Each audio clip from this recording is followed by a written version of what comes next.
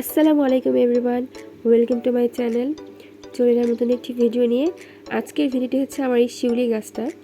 তো দেখতে পাচ্ছেন অনেকগুলো নতুন কুশি বার হয়েছে, আর নতুন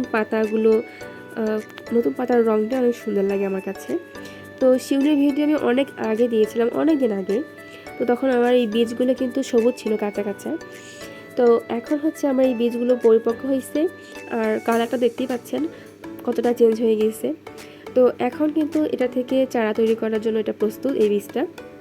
তো আপনারা যারা হচ্ছে বীজ থেকে চারা তৈরি করতে চাচ্ছেন বা ভাবতেছেন, তারা হচ্ছে এরকম যখন বীজটা পরিপক্ক হয়ে যাবে, শুকায় যাবে, এরকম কালার আসবে, তখন আপনারা বীজগুলো কালেক্ট করে সেটা সংগ্রহ করে রাখতে পারেন পরবর্তীতে এটা থেকে চারা তৈরি করার জন্য।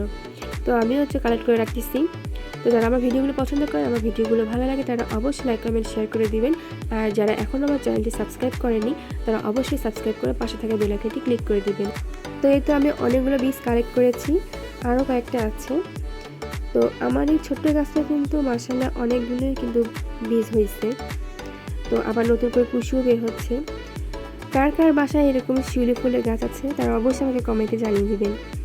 আর এরকম বীজ কারা কারা কালেক্ট করেছেন, তারাও আমাকে কমেন্টে জানিয়ে দিবেন। আল্লাহ হাফেজ।